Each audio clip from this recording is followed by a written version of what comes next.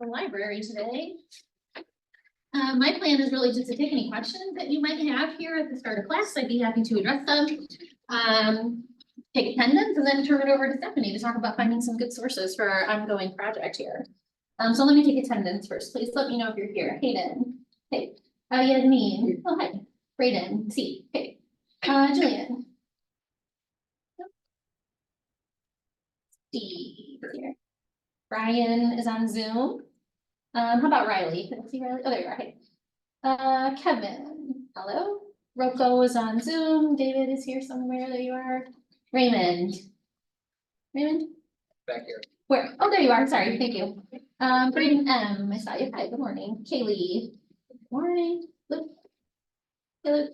Lauren is on Zoom. And Stefania is on Zoom. How about Taylor? Hi. Brian might be coming in. Is Brian on Zoom already? Would you mind looking at his participants for me? There you go. Oh, yeah, perfect. Thank you. Will's on Zoom. Isabella, I haven't decided anymore. Ellis here. Kylie. Good morning. Kaylee. And Kaylee, are you here? What about Kathy? Kaylee is on there. Oh, yep. Yeah, oh, she's here. Right. Okay. Got it. She's just in the restroom or something. Okay. So just to kind of get you back in the swing of what we're up to, we're talking about essay 2, which is an argumentative essay about connecting, community needs to the book that we're talking about. We've adopted project focuses in our class, and we started talking about inquiry-based research, and you might even have an inquiry-based research question with you today. So can I answer any questions about the assignment at all? Anything that's come up since last time we talked? Anything about inquiry-based research? Anything I can clarify? No, okay, well, if there's nothing else, I'll just turn it over to Stephanie, and of course, during class or after class, if you have anything you need to touch base with me about, feel free to do so. I'm here, so, thank you. All right. Good morning. For anybody that wasn't here last time, my name is Stephanie. I'm a librarian here at IVCC. And last time we took a look at ways to find local information online. We took a look at one of our databases that can help you find newspaper articles in Illinois or a particular town. And we're going to kind of shift focus a little bit today. And we're going to look at some different resources that you can find in the library's databases. And to do that, we're going to go back to the guide that we looked at last time you were here.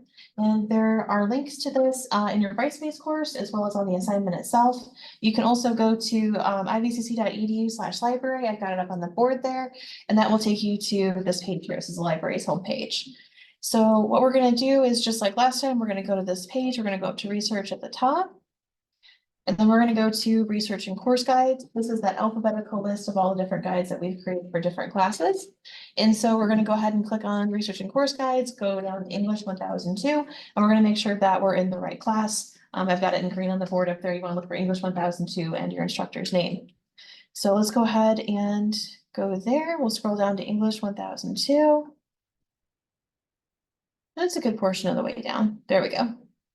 Right, and this will take us back to the guide that we looked at last time. I did also mention in the earlier group, so I'll remind you folks, that link is also available in our Brightspace. So I added it to the course resources. It's linked directly from the assignment sheet for essay 2 also. So if you have it bookmarked to your device, that's a great idea, but you can also get to it in our Brightspace from several places. So. And everything we're going to talk about today is on the library's website somewhere. We just brought links to all these different resources together. So you have one spot to go to. It's much easier to find later on. So last time we took a look at the Connect page, some different library services, how you can contact us, and we kind of moved through Organize into the Find tab down here. And I'll just kind of give you kind of a quick run through of some of the databases we're going to look at down here. Well, we'll skip over SOAR for now. We'll come back to SOAR. What this allows you to do is search all the print books that we have on the shelf, all of our ebooks, our streaming videos, and all of our databases as well. So you're going to get a lot of stuff in this. And I want to show you the databases first, so you kind of become familiar with them. So as we go into SOAR and we jump to different databases, they're going to look very familiar. It's going to be much easier to track where you are in your sources. So as we scroll down, we do have Academic Search Complete and ProQuest. These are general databases. They have a little bit of everything in them. And so if you're just starting your research, this is the best place to start. A little bit further down, we do have additional helpful databases. Access World News is one we looked at last time. That's all the newspapers that you could click on just News Tribune if you're interested in the LaSalle area. You can also choose Illinois statewide. And then once you get your list of results, you can kind of narrow that down based on what town you're looking at. Another one that's here is opposing viewpoints and context. We'll take a look at that. And opposing viewpoints, they're really good about giving you both sides of an argument. You'll have articles on both sides. So with a persuasive paper, one of the ways that you can help bring people over to your opinion is you can show them the opposite side of an argument and then give support as to why they should look at yours instead. So we can take a look at that one. And then further down here, we're going to tie this back to Parable of the Sower, which is where all this started from. So all of these, especially Gale Virtual Reference Library, there'll be places that you can find criticism and information, kind of an overall summary of the book, different themes, characters, historical context. So we're going to tie everything back to Parable of the Sower today too. So before we jump into these, I just kind of want to go over some reasons that you might go to the library. So we've looked at all different online stuff last time, and obviously there's a lot of good information out there, but the library's databases, they kind of filter out a lot of the junk that you find online. So anything can be out there on the internet. You've got blogs, you've got people with their independent websites. You've also got a lot of good information. To make it into, like to have your article published in a journal, you have to meet certain criteria. So the journal sets that criteria. You may have to be an expert in the field or have some experience in that field, a certain number of years, things like that. And so you have to meet their criteria. And then the journals, when the databases are selecting what journals are going to be included, they go through a filtering process as well. So they've kind of gotten rid of all those extra things that you find online that aren't as credible. As we get into SOAR up here, and even in opposing viewpoints, you're going to get some other stuff mixed in. You're going to have some magazine articles in there, some other different things. And so we'll take a look at that then, and we'll kind of make sure that you're finding what you need as far as those academic journals, scholarly sources, peer-reviewed articles, that kind of thing. All right. So before we jump into these, I do want to take a quick look at one of the things that you need for your assignment is these very credible sources. So does anybody know what a scholarly source is? Or any guesses? Nobody? It's a quiet group today. All right. Well, we've got a list here. So under find, there's scholarly versus non-scholarly. We also have information about primary and secondary. So if you have any questions about that, it can help you figure out which to which. So under scholarly and non-scholarly, we have a list here. And so scholarly articles are written by experts. So look at the author's credentials and who they're affiliated with. And you're also going to see, it's a little bit further down the list here, scholarly language. So the way they write, they're going to have terminology that's unique to their field. They're written for other experts, so it's just not a magazine article. It's written for anybody to read. They're gearing it towards people in their field. And they're going to provide verifiable and reliable evidence. So they're going to back up everything they say with different examples and resources. You're not going to have to look very far to find their works cited page. And then down here, it does talk about peer reviewed as well. Not all scholarly sources have to be peer reviewed, but peer reviewed definitely adds another layer to it. So they give a little bit of a definition here. In some journals, if they are peer reviewed, they go through an editorial process and other experts review the information before it makes it into that journal. So we do have a filter for that. If you go into our databases or the online catalog, which is SOAR, you do have an option to turn that on. If you want to make sure everything that you're seeing is peer reviewed, you can do that. So I'll show you how to find that. All right. Any questions on why you might want to use the library's databases, what we're looking for, the super credible sources? Okay. All right, so we will go back to our Find tab. We'll go down a little bit past SOAR, and we'll take a look at Academic Search Complete or ProQuest. There's not one that's better than the other. They've got different articles in them. And if you do a search in one of them and you don't find what you're looking for, try running it again in the other one. It could be that one database has more about a certain topic than the other one does. It could be your search terms need to be mixed up a little bit, but don't let it frustrate you if your first search doesn't come back with a lot of results. We can start with Academic Search Complete just because it's here at the top of the list. And does anybody have a topic that they want me to put in? No, we got a quiet group today. I don't know if it was this class or the previous class, but last time we were here, one of the groups, they did something on homelessness. They were tying it back to Parable of the Sower. And we did find a couple good resources online, including the local PADS filter. And one of the things on the PADS website is it had volunteer opportunities, different things that are needed. So some different, things that you can do to make a difference and some solutions to this issue. And so what we're gonna do is we're gonna build on that. We looked locally at what the local, not companies, local organizations need and the opportunities they have. And we're gonna broaden this out a little bit. So in these databases, it's gonna be difficult to try and get down to the local level. So unlike the newspaper one we looked at last time, you're not gonna have that LaSalle County or Illinois option. We can narrow it down a little bit if, for example, we put homelessness in the first one and then we put United States or Illinois. You might get a focus on that particular area. You might not, it just depends what region they're looking at. But you can kind of narrow down your location with that additional search term. You can also do this for different populations. So if there's a particular group of people that you're interested in, you can put that in there, a certain age group. Some people are looking at children or high school, college, adults, elderly, whatever group you're looking for. You can narrow it down a little bit by putting that in there as well. So if we can do homelessness. And then in the second one here, we found this out in the last class. If we put in solutions, for example, one of the examples that it gives us is solutions or strategies or prevention. And the last time that you were here, I talked about these Boolean operators on the side, the and, or, not, and how that changes how these terms interact with each other. This option here is it's putting the or actually in the field. So this is going to bring back results on homelessness and solutions or homelessness and strategies or homelessness and prevention. So you're going to get a much wider set of results here. You can use any of those 3 words. And different authors use different vocabulary. So instead of running 3 different searches, this is kind of like running 3 in 1 to see what we can get. Down below here, we do have options for full text and peer reviewed. We have a really good subscription to all of our databases. We don't have quite like the highest tier. So if you forget to check that box, it's not the end of the world. What you'll see is 1 or 2 in the results that have a summary, but not the full article. So if you find something really good, let us know. We'll try and get it for you if you're in the library alone.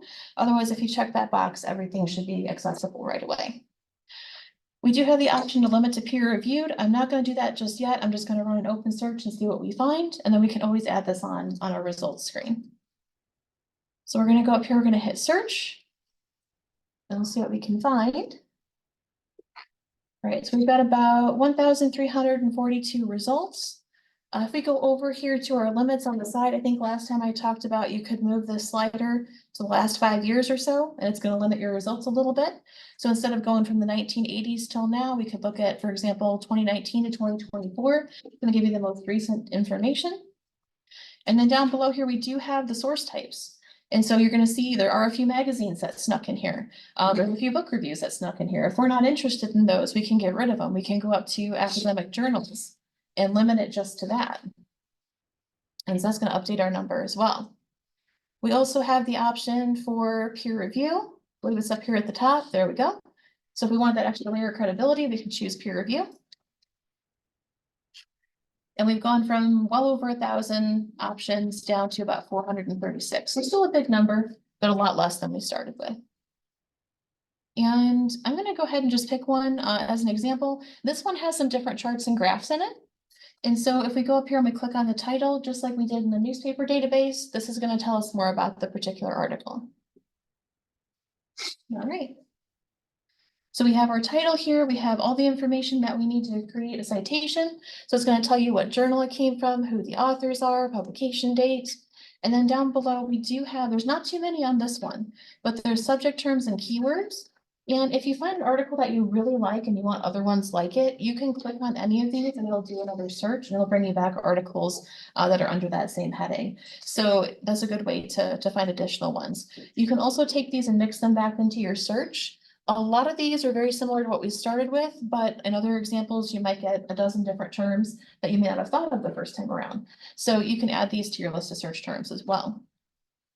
Down below, we've got the abstract. Does anybody remember what an abstract is? No? Can't remember if I talked about that last time or not. So an abstract is going to be just a quick summary of the article. And some of these articles can get pretty long. They can be 10 or 20 pages.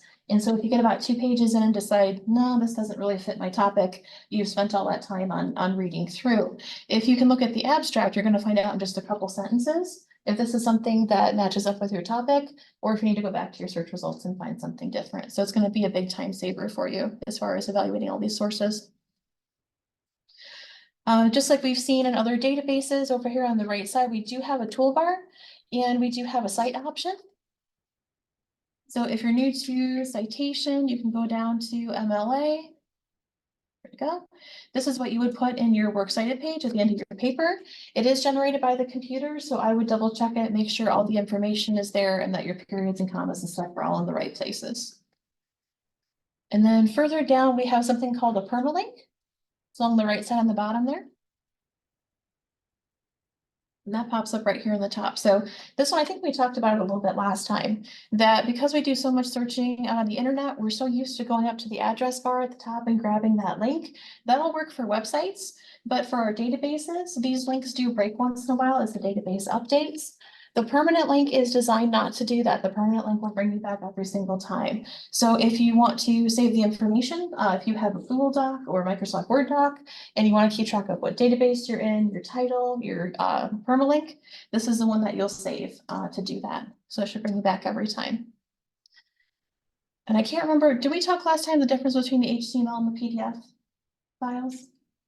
No, I'm seeing a couple people shake their heads. Okay, I'm just making sure. I don't want to go over too many things that we talked about last time, but I want to make sure that that we touch on all these. So now that we know kind of everything there is to know about this article, we know who wrote it and what it's about and stuff like that, we can actually look at the article itself. And up here at the top, we have the option to do HTML or to do PDF full text. If we click on HTML, what we'll see is it's kind of just this, well, this one's actually broken down better than most. A lot of times it'll just be straight text. It won't be broken down into like a table of contents like this. So this one's actually nicer than most of them.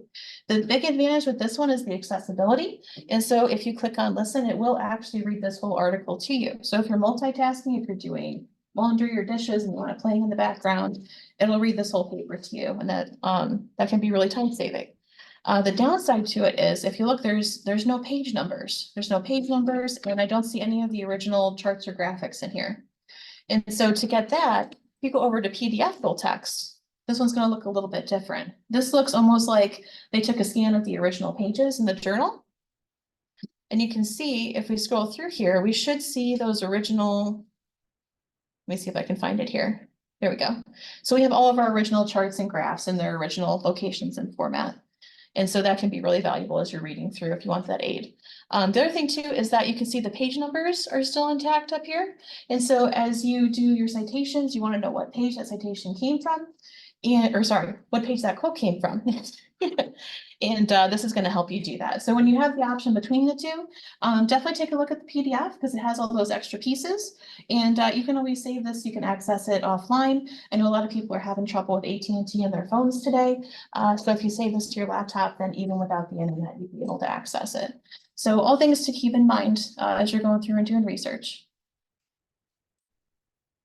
All right, let's go back. Been a little bit slow. Does anybody have any questions about academic search complete, running searches, narrowing down your results, using all the stuff on the toolbar? Okay, some of it should be a refresher from last time, some of it will be new. Okay, so what we'll do is we'll take a look at two more really quick. So we'll go back. So this was academic search complete, very general database, a little bit of everything. And let's skip over opposing viewpoints for now. We'll go down to Gale Virtual Reference Library. And this is under our literary analysis heading here. So this is going to tie it back to Parable of the Sower. So if we click into Gale Virtual Reference Library, it's going to look a little bit different. You can do an advanced search if you want. That'll give you additional fields like we've seen in other databases. But if we search for Parable of the Sower, there we go. It comes up right away. This database is primarily ebooks, and we used to have all these really big, thick volumes on the reference shelf. Luckily, they have digitized all this. So it used to be that you had to pull one off the shelf, go to the table of contents, figure out what volume your story was in, go find that volume, look up that chapter. Now you can just run a search for your book and it checks all of them all at once. So these are all different ebooks that we have access to. The one that I want to show you is novels for students. They also have a series short stories for students. So as you do other English classes, keep this in mind that it's not just novels, but we do have short stories and poems and stuff as well. But this one is really good because it gives you a breakdown, it gives you an overview of that particular piece, and it also brings in literary criticism as well. So if we go and click on the title, like we've done with everything else so far, we'll pull it up. All of our citation information is up here at the top. And then we have our table of contents. And so if you take a look here, we have a short biography of the author. We have plot summary. They go through some of the main characters, different themes that are in the book. So if you are trying your project to a particular theme, you can go here for their analysis. You may be able to tie that and connect the two pieces. Down here, there's historical context, what was going on at the time that this piece was written. And then we have criticism down here as well. So this first section is going to be a really good overview of Parable of the Sower. And then when you get down to criticism, I'll explain that. I'll click on this so it jumps down so we don't have to scroll through this entire thing. So the criticism section, what they're doing with this is they're pulling in different pieces that were written about it. So they might talk about a certain theme more in depth. They might talk about certain characters, or they may talk about other works that the author has written and how it connects with this one. So you kind of have to go through and see the different options that they have. And one thing you can do is you can do Control F as a shortcut and it'll search your page. And so if you have a certain thing in mind, you can kind of search all this at once and jump to those sections. But there's multiple different sources here. So our first one here is by Brian Aubrey. And then as we scroll down, we're going to find another author's name midway down. So we go, we've got our second author here. And as we go down, we should have a third one. I think there's 4 or 5 in here. This one's a bit longer. This one's probably one of those 10-page ones. All right, so we've got a third one right here. So each one of these is actually its own source. So if you look this up, you're going to have multiple sources all in one place, which is kind of nice. And the way to find out where this came from. So this one, for example, looks like Elizabeth Gant Britton is the name for the author. And if we scroll down to the end of her piece, this one might be a little bit longer. I apologize. But as we get down towards the bottom, there we go. All right, so here's our next start of our next author and our next piece of criticism here. So we have a source right here. So this is telling us that this was originally published in a journal, Women of Other Worlds. And this was published back in 1999. It has the page numbers and everything like that. So these pieces of criticism, they're really helpful. Their citations just a little bit more complex because they've gone through multiple changes to get here. So the pathway for these is kind of, a lot of times it'll be a journal. So it'll be in a print journal. That journal was then put into that multiple volume print set. And then that was digitized into ebooks that were put into this database. And so the citation is going to be a little bit longer for these. Don't let it intimidate you.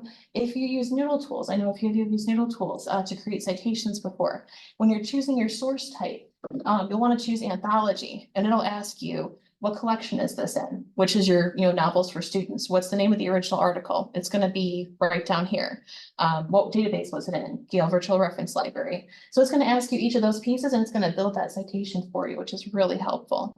So if you decide to use these, you need some help, stop by the Library Service Desk. We can help you. Tutoring and Writing Center is really good with citations as well. And we'll make sure that you get all the pieces in here for an accurate citation. But mostly I wanted to show you this to you because you have multiple pieces of criticism all in one place, as well as a really good overview of the story and the author as well. All right, I may have to just hit the back button instead of scrolling up through all these pages. All right.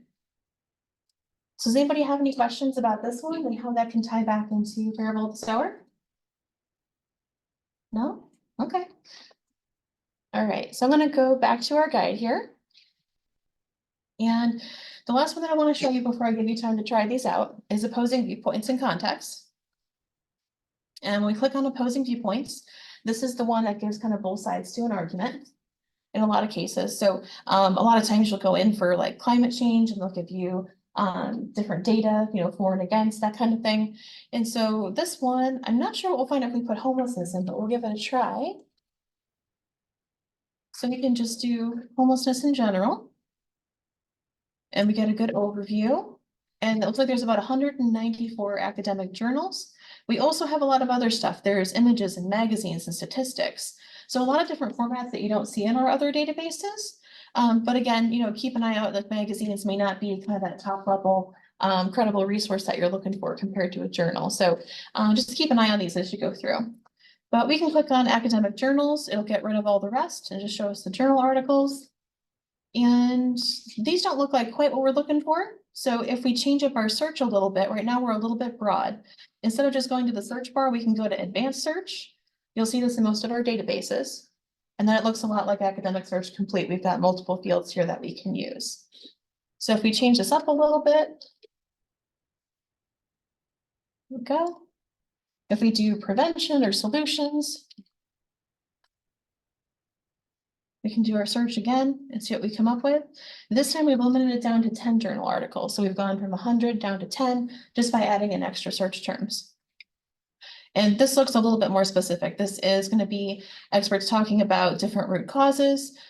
Here's an option down here. One solution that they came up with, or potential solution, is a version of adult foster care. So as you go through, there may be different ideas and solutions that you haven't seen at the local level or that you haven't come across before. And it'll be up to you if any of these are something that you want to include in your project or not. But any of these, if we click into the title, just like our other databases, it's going to look very similar. Our citation information is right across the top up here. And then down below, we actually have the full article here. So this one doesn't give you the option between PDF and HTML. It just does the HTML version. So again, you've got the listen feature if you want to do that. This one, the toolbar is across the top. So the last database, it was on the right side. This one is across the top, but we've got all the same features. We have the cite button up here. A little bit different. It defaults to MLA. So we've got our MLA citation. And again, we've got our permanent link up here at the top. So that would be our permanent link to get back to it. Any questions about this one at all? No? Okay. So I think what we'll do is I'll probably give you 5 to 10 minutes and go ahead and go through any of these databases that you'd like, any of them that you think would be beneficial for your topic. You can start with the general databases, you can jump down to opposing viewpoints to see if you can find a different side to your argument, or you can tie it back to parable of the sower with literary analysis down here at the bottom. So I'm going to mute the microphone for those that are on Zoom for now, but go ahead and drop any questions in the chat box. I'll be wandering through Classroom here. And if you have questions, just raise your hand or shout them out. Feel free to talk amongst yourselves if you need to bounce ideas off each other. It doesn't have to be silent in here while we're doing this.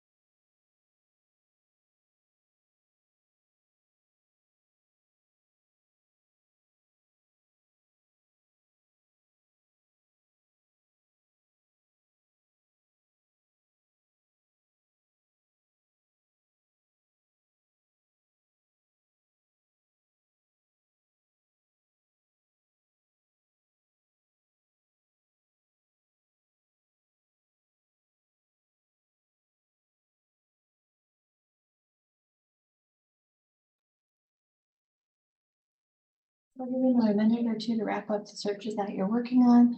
Like we talked about earlier, make sure that you have some kind of Google or Word doc to save what you're finding. But yeah, just take a minute or two, finish up your searches, and then we'll take a look at the source search on here.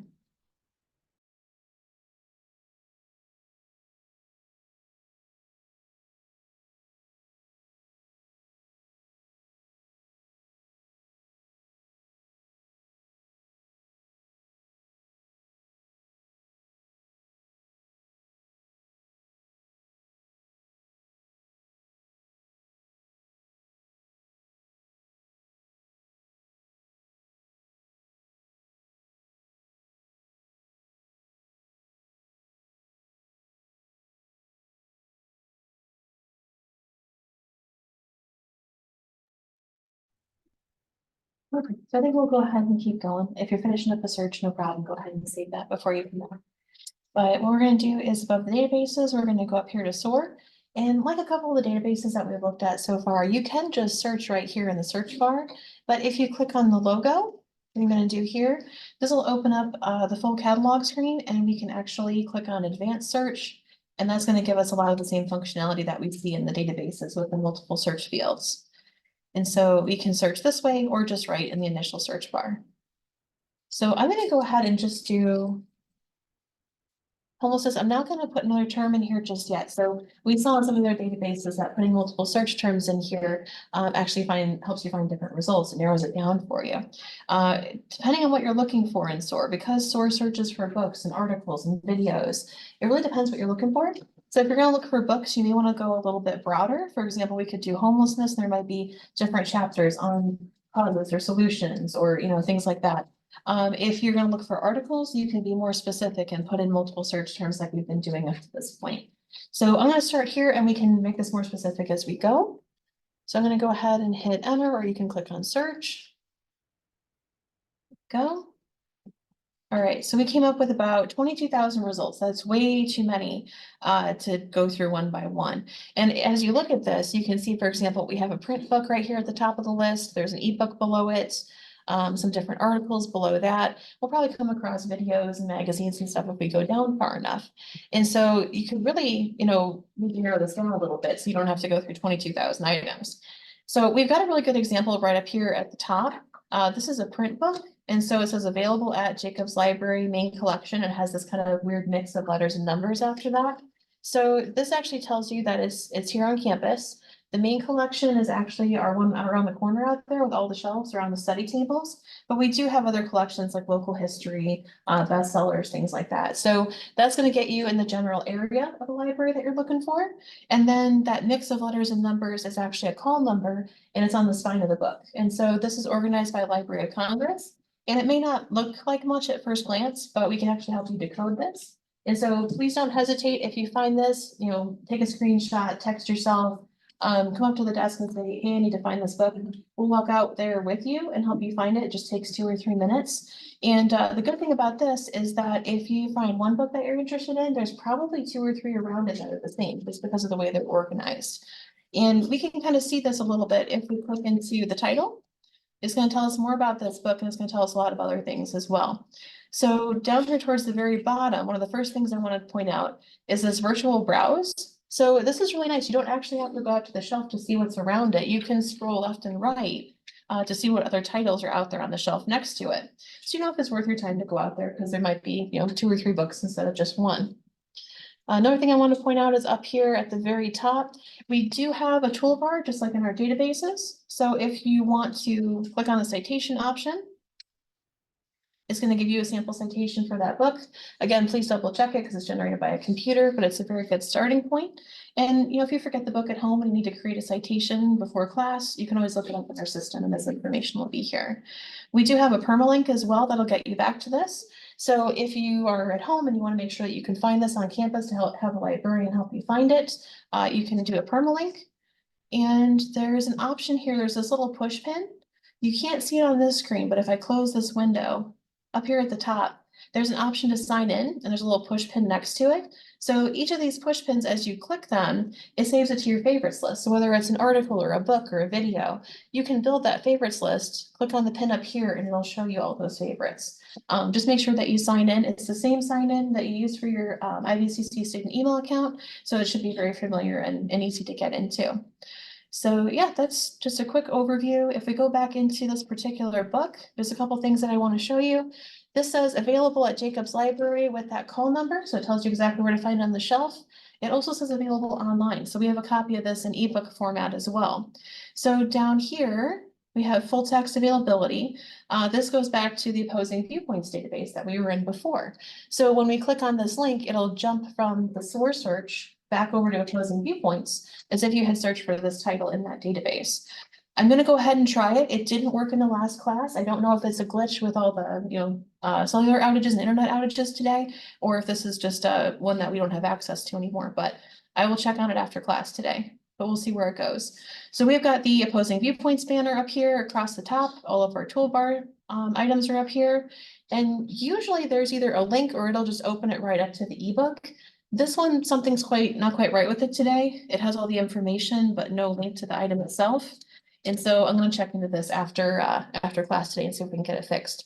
But I'll find another example for you so you can see where this goes. But I wanted to show you that it does jump to Opposing Viewpoints. And that's why we took a look at a couple of those databases ahead of time so that they look familiar and you know where you are as you move through here. So if we go back to our search, one thing I want to show you down here as well is we'll do a search for books from other libraries. But let's say that our print copy was checked out, the ebook's not working, and you really want a copy of this book. Down below here, it says get it from other institutions. Because our book is currently available, it's not giving me the option to request it. But if ours was checked out, it would let you request it from any of these libraries. So there's probably a dozen to 15 libraries here. We're connected to about 90 different libraries across Illinois through a system called iShare. And some of them are a lot bigger than us. So U of I, NIU, Western, Southern, there's some really big libraries on that list. And some of them are specialized or they have sections that are specialized. So for example, NIU has a really big psychology program. So they're going to have more books on psychology than we would because they have that particular program. So if we don't have something, odds are no library does. These are really easy to order. I'll show you an example of how to do that in a few minutes. They show up in 2, 3, 4 days. If they're coming from all the way in Southern Illinois, like Carbondale, like SIU, it could take a little bit longer, but most of them in this area, about 3 days and they show up here. You get an email and you can pick them up at the desk. You pick up just like one of our books. There's no charge for it. And people have started using this not just for class sources, but also just kind of in their personal reading. So if you're reading a fiction series or graphic novels, anything like that, and you've read books 1 and 2, but you can't find book 3 anywhere, you can do a search here, see if any of those libraries have it, and then they'll send it here. There's no charge for that. So keep in mind, it could be your personal reading as well as stuff for class when you use the system. Let me go back so I can find some different examples for you. One thing that I want to do before we move on to articles and ebooks is show you how to filter this. So right now we've got a mix of all different things on this list. And if you want to narrow it down, you can go over here on the left side under resource type. And if you wanted just articles, we could choose just articles. If you wanted just books, for example, if you wanted just videos. And so we're going to narrow this down to just books. And we don't have a way to filter between books and ebooks right now. So you're going to get a mix of the print books and the ebooks in this result, but you can choose a location. So if you know that most of our research books are out in the main stacks, you can go over here to the left to location. And we can go to main collection and click on that. That's going to get rid of all your ebooks. And it's just going to be print books that are out there in that main collection. And so we've got multiple items here. Again, we've got these call numbers. Let us know. We can help you find the books on the shelf. It just takes a couple minutes. And I think what I'll do next is I'll go back and I'll show you one of the ebooks as well. So if you get too far into one of these searches, you can always go back and get rid of your filters. So I'm going to get rid of the main collection. That's going to open it up to any books, which is going to be your print books and your ebooks again. And so we should have a couple examples here. So the second one here, so our first one had the collection location and the call number. The second one just says available online, doesn't have a physical location because this is just an ebook. So we'll click on the title. We can find out more about it. And then down here under View Online, these are the two databases that have a copy. So we have JSTOR Books Open Access and Open Access Books. This is by Carly. So Carly is another name for the group of libraries that we're connected to. This isn't the best example. This is going to take you outside the library's databases. So there's databases that we pay for as IVCC. And then that group of libraries, there's some that they kind of pull their resources and get a few more. So this will take you outside of IVCC's databases. Still good sources. It'll just look a little bit different than what you're used to. So we can go to, let's just try the first one. We'll do JSTOR Books Open Access, and it should jump to that website or database for us. There we go. And we actually have a version of JSTOR as well. So this might be an add-on to our current JSTOR. Okay. So this one has a little bit of information about the ebook, table of contents.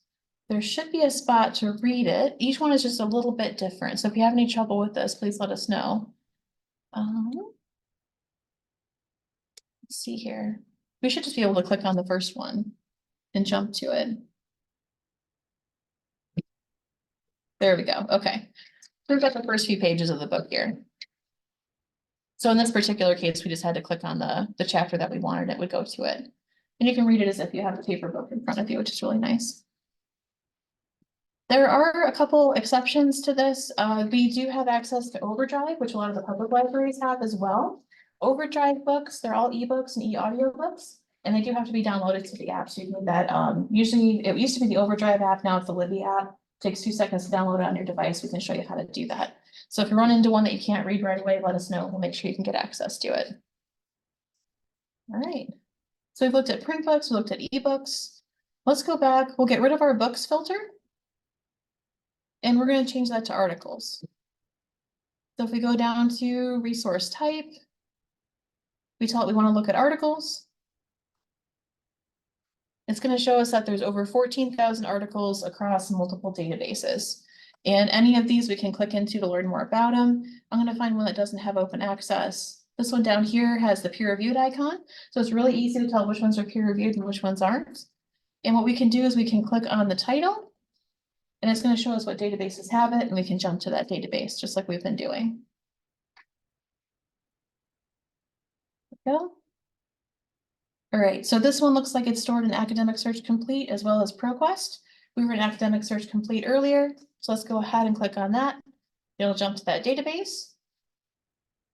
And we should see our article here in just a minute. There you go. All right, so it automatically opened the PDF full text. We can go up here to Detailed Record. If you want all that information, all those keywords, the abstract, stuff like that, that's all available under the Detailed Record. So any questions about this so far, as far as jumping back and forth to the databases from SOAR? It's really nice. It lets you search a ton of things all at once, but you just have to keep track of where you're going with each one.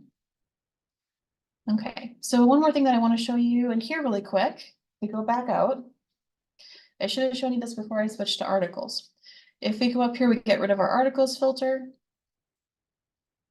And let's say we want to take a look back at books again. So if we go to resource type, we're going to tell it books. So now we're back to just books that filter out everything else. If there's nothing on this list, and there's 1,000 items, there'll probably be something on this list. But if there's nothing on this list that works for us, we can do a search for those other libraries. And you do that up here at the top.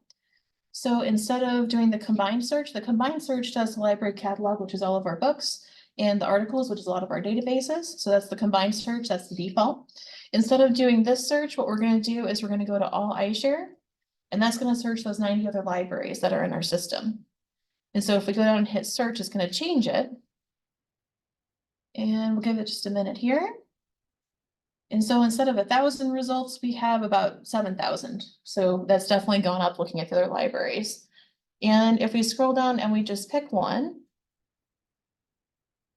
say we wanted this particular one from a different library, it's going to show you that 2 different libraries have it. So U of I and Eastern Illinois University both have a copy. It wants you to sign in. I'm going to go ahead and sign in. It should be super easy. It's just your IVCC email. And I'll show you what that request form looks like. But it already logged me in because I was in earlier. Okay. So once you log in, it'll have this iShare button instead of the login prompt. And we're gonna click on the arrow, and that's gonna open up the request form. It's gonna autofill everything for you. You don't have to know the title or where, who has a copy or anything like that. It'll fill that all in for you. The only thing you have to pick is the pickup location. So most of the time, that'll just be Jacob's Library. It comes in here, we pick it up at our desk up front. We do deliveries to Ottawa Center on Wednesdays. So if you live on that end of the district or you take online classes next semester, you can have items delivered to the Ottawa Center. They usually show up around noon on Wednesday, and you can check them out from there. All right, you just usually hit send down here, but I'm not gonna actually send the request. But if you were to send it, you can go up here to the upper right. Under your name, there's a lot of different options. You can look at my requests to see the status of your requests. So you can see whether it's in transit, if they're still processing it, if it's arrived. Under my loans, you can see everything that you have checked out. You can renew items here. If you have any fines, that's in here somewhere as well. And then there should be favorites. Okay, so there's the my favorite section too. So I mentioned these little push pins earlier, and if you click one of those, it should go up to the top. And then as you build that list, you can click on the push pin and it'll show you. This wasn't working in the last class either. I apologize. Oh, there we go. Okay. There's actually a few of them in here from another class. So we can see all the different items that we've pinned, whether they're articles, books, whatever the case may be, all in this list, and you can click on them to jump right back to the records. So a really good way to organize your stuff. So any questions on requesting books from other libraries, saving favorites, getting to your accounts, anything like that? No? Okay. I'm throwing a ton of information at you about this. Sora is really good. You can find a lot of things in here, but you just have to figure out what you're looking for and narrow it down with the filters. One other thing that I do want to mention, if we go to advanced search, yeah, as I mentioned, the combined search is the default that searches our print books and our databases. Unfortunately, we've got two vendors that they don't collaborate as well as they could, I suppose. And so a couple of our databases, including Academic Search Complete, are the vendor for those is EBSCO. And then there's some other ones that have a different vendor, and that second vendor is actually the one that provides our search. So when you do the combined search, what that really means is you're searching all of our books and ebooks, as well as most of our databases. If you don't find everything that you're looking for, you can run the same search again under EBSCO database search, and it will pick up those last couple of databases. We're hoping to get all that merged together, so in the future, the combined search really does mean everything. But just keep in mind that if you do a combined search, you may not see those EBSCO databases right away. And this will fix that issue. But we are starting to see some of the content come over. So for example, we jumped to Academic Search Complete earlier. And so there are a few articles that will come through on the combined search, even if you don't have this clicked. So just something to be aware of. You'll still get 80–90% of the sources by doing that combined search. All right, any questions on this so far? Okay, so I think what we'll do is we will go back to our guide here. Sorry, I had a different window open. And I'll give you some time to search and sort. Whether you want to search for articles, books, ebooks, whatever the case may be, go ahead and do some sample searches. Again, I'll be wandering around. If you have questions, just let me know. And then what we'll do is we'll come back together to talk about a couple more things, and I'll give you the rest of the time to finish your research. So if you have questions, let me know. On Zoom, again, I'm going to mute the microphone, but feel free to drop any questions you have in the chat.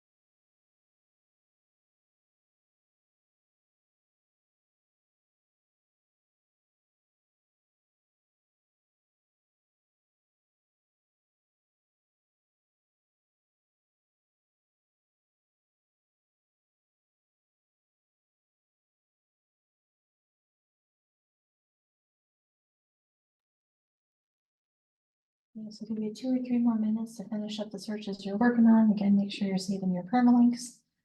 We'll give it a minute or two and then we'll come back up and take a look at a couple more things.